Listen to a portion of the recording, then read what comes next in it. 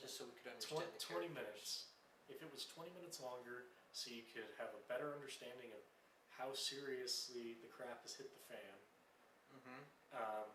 how alone the Flash is, how destroyed Cyborg is, and whatever was what's going on with Aquaman. Aquaman. Like, this might be another situation where you'll get the ultimate director's edition of this film and go, oh man, this would have if been we had better. seen it the way the director envisioned it, it would have been better.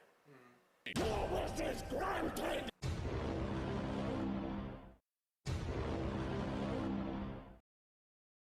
What is up, everyone? Welcome to Storycraft. Today we're discussing something that we've been looking forward to for a while, the Snyder Cut of the Justice League. This is going to be focused mostly on the storytelling aspect, characterizations, and kind of our just overall thoughts on the Snyder Cut of Justice League. Let's get right into it. Alright, so the last time we talked about Justice League was back when Joss Whedon was mostly in charge of what happened to the movie. And some of the complaints that we had were about the characters, mostly the newer ones like the Flash, Cyborg, Aquaman. Even, the character design of Steppenwolf and that sort of thing. And Sophie, get away from the camera. And we wanted to talk about the improvements that Zack Snyder made to that. So, you want to begin? Yeah, so right off the bat, the beginning of the movie, it has a very very somber, kind of a mournful feel in that whole first part, which when you're using more of a long format story, I think is kind of important if later on there's going to be a whole lot of action. Because then it sets up the contrast really nicely. Yeah, and in a way, it's almost a sequel to Batman vs. Superman. Yeah. So in that sense, the mourning makes total sense because Superman has just died, and the world that he lives in is mourning his death. Yeah, and it shows that there are real consequences in this world when people die. Especially like when heroes eat it. It's like there are consequences. The world isn't just like blindly unaware. They know what's going on. And the big consequence for this death is that the mother boxes have awakened, and now Steppenwolf is coming, and he is out looking for redemption in this version. Yeah. Redemption for, I guess, screwing up or abandoning Darkseid or something. But he is 50,000 worlds in debt. Yes, still. So, yeah, this version gives a very clear understanding of why the mother box is awakened, what Steppenwolf's motivations were, because previously it was very nebulous. Very ambiguous, if any. Yeah, it was just kind of the generic, I'm evil, so I'm going to destroy the world. And it's like, wait, you're intergalactic, but you specifically wanted to come to this Earth? Why? And then, the first time he shows up, he's got an armada, but the second time he didn't. Yeah. And, why did it take so long to get back? Yeah. Joss Whedon he did not take the character to its full potential. Yeah. So, right off the bat, character building and, motivations for the villains. Having clear motivation was essential, and especially bringing in the big bad Darkseid of what his overall goal was, and then what the significance of Earth is in those overall plans makes everything, it has so much more gravity as to what's going on, the stakes involved, rather than I'm the bad guy and it's bad thing. It's the evil of the week, Justice League. Yeah. So villains, very, very well done in this version. Now, as far as the other characters that we had complained about, the other members of the Justice League, Zack definitely took the time to give them backstory, to sort of explain the things that they do, why, their power sets and how they use them. So let's start off with Aquaman. Now, they clearly didn't, finish off his figuring out his damage, Right. because they had the Aquaman movie come afterwards. But it was sort of they had him at least talk about it, mention why he's so anti-people. Yeah, yeah. They're planting the seeds for the Aquaman movie, And while they didn't have him solve his problem, he definitely had a clear direction of what he was going to do with it. Okay, I'll deal with this, but I've got something I need to do first. And that was, a clear direction for him. Right. Yeah, totally. And there are little moments in the movie that let you see that Aquaman is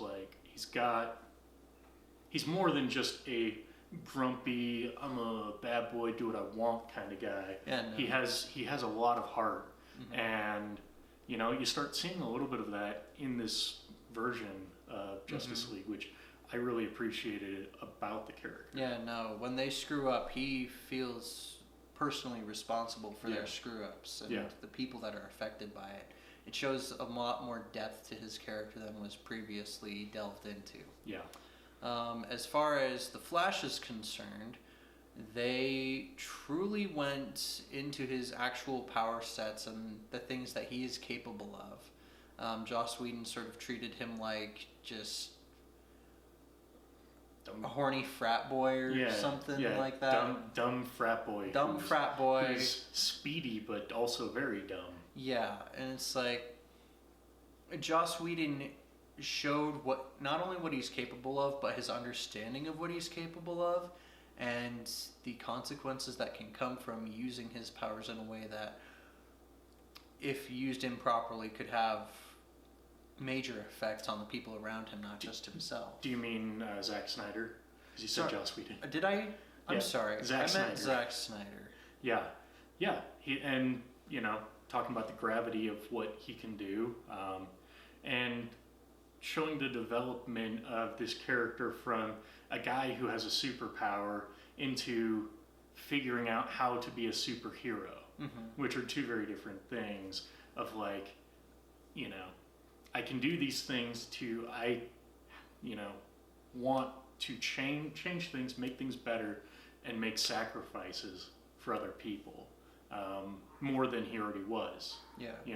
And so I think that the version that Zack Snyder shows is a much more complete image of who the Flash is, and really just makes him a much more enjoyable character. He's still a little bit awkward, but He's still the comic relief of the group. Yeah, which but he's still able to be taken seriously for the things he does and knows. Yeah, he's very intelligent. I mean, he managed to find an alternate level of reality, an alternate dimension, and get himself into it to become to merge with the Speed Force. So he's not some idiot. No, He's certainly not. He's a socially awkward young man. adult, young man who is trying to be cool with all these superheroes that he's Superman was my idol. These guys this is so cool. You see that he's young and that's okay, and you see him growing into his role. So yeah, and it's sort of the same thing with Cyborg as far as being one of the younger members of the League. Yeah, he's still sort of got that idealistic thinking of the world, doing good for others.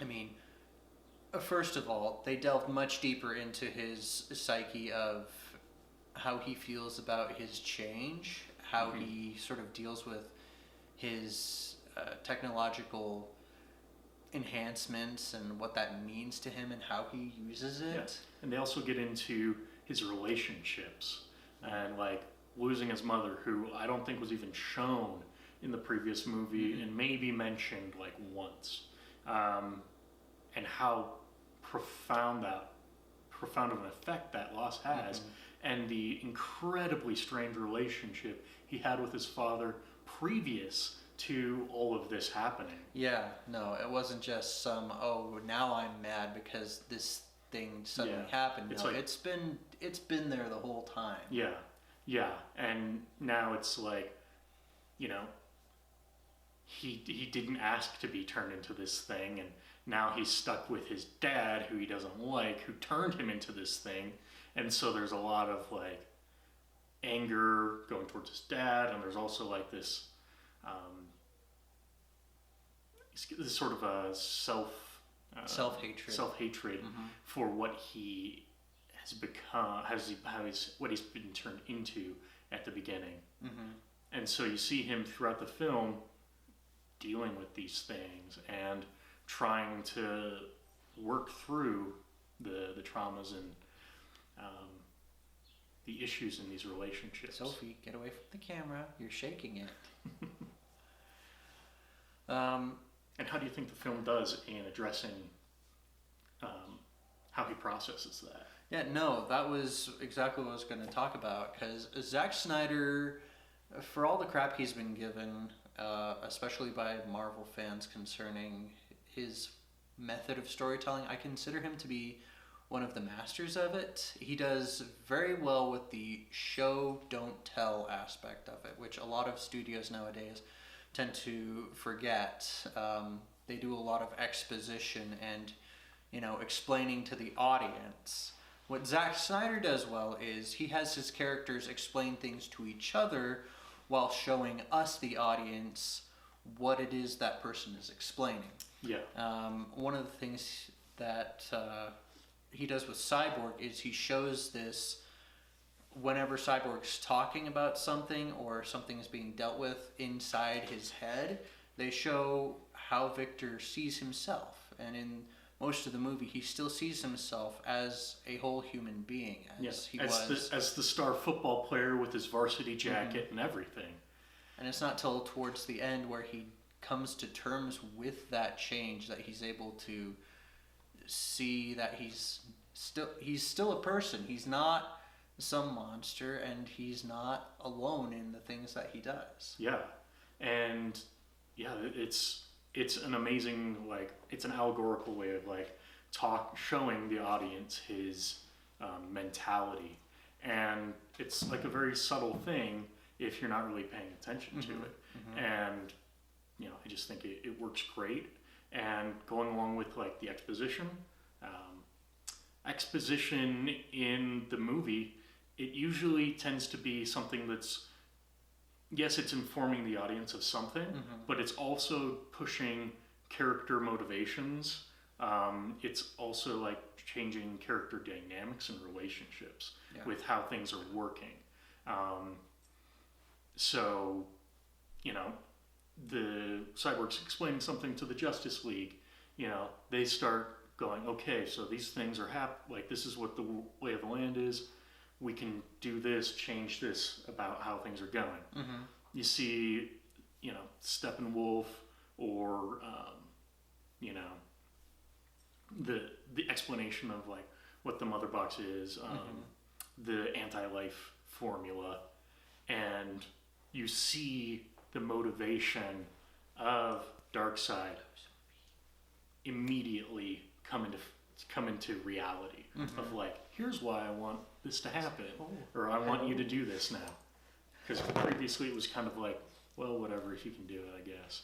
But now it's like, no, there's a clear goal. There's a clear, here's how I can achieve my goal, and here's what's standing in my way. Yeah, and the exposition is like a support to the characters, you know? It's not just an info dump.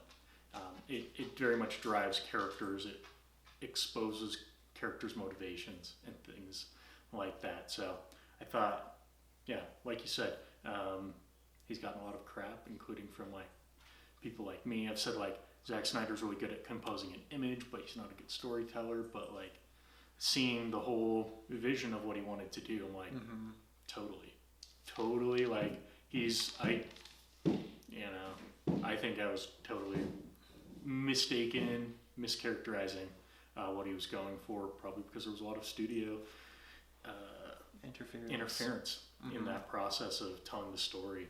And this is probably one of my favorite, most comic book feel comic movies. Yeah.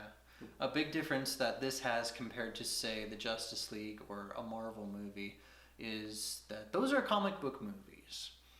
This was a graphic novel movie, which I know that's sort of splitting hairs, but the difference is very stark.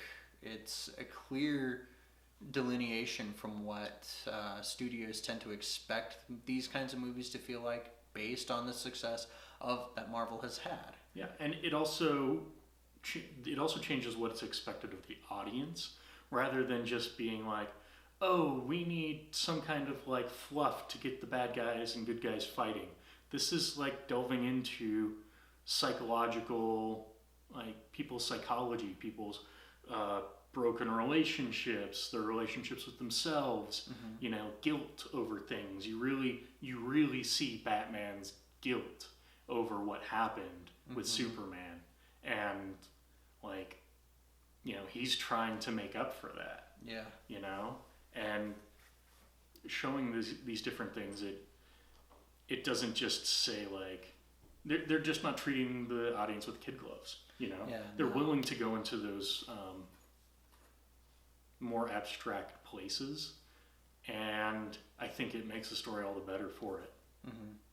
Yeah, so overall, this was a major improvement from the Joss-tice League, as the fans are referring to it now. And not only am I totally behind the restore the Snyderverse, apparently The Rock is behind it too now. Ooh, it'd be cool to have Black Adam be part of the Snyderverse. Yeah, no, I could totally see it. And it's the thing, just briefly, I don't want to make this any longer than it has to be, but WB is at a crossroads of listen to the fans and get lots of money, or screw the fans, because like even Robert Pattinson is saying, I'll screw up Batman just because you don't want me to. And it's like, oh, okay, you're one of those people. All right, let's have fun with that. Yeah. They can do that where they absolutely say, screw the fans, we're going to do whatever we want.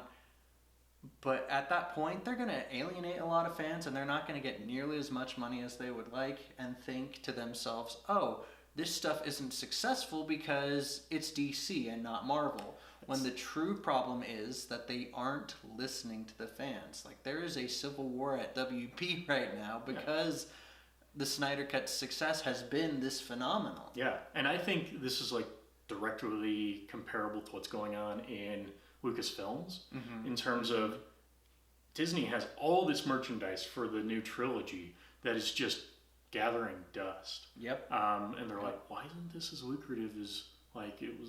We did all the calculations. We said, if we make the trilogy and X equals Y and Rey equals, Anakin and this and Force equals money times imagination and whatever. But then you have like Jon Favreau come in, who everything he's done has been successful. Yeah, and the thing is, he's respecting the fans, but like building it out to a broader audience that can bring in new people, and that's what DC and Zack Snyder's Justice League it can do if they do it right. Would listen. Yeah, I mean, the studios can continue going down the slowly dying franchise route, or they can go, you know what, let's like reinvigorate it with a passionate fan base, and then like that fan base's passion can broaden out, or we can start letting directors experiment more, which brings new people in to the series. Like, The Mandalorian brought our father, who's never been a huge Star Wars fan. Like, he was waiting for every episode to drop, and like, hey, are you guys coming over to watch watch Mandalorian with us. Yeah. So like, it's totally possible to bring people who never thought they would be into something. So yeah, we're totally in favor of restore the Snyderverse, and you know, let us know what you think about that. You know, comment it down below, and you know, throw the hashtag up on social media wherever you want, and let's make this blow up. Yeah, and that, as they they say, is that.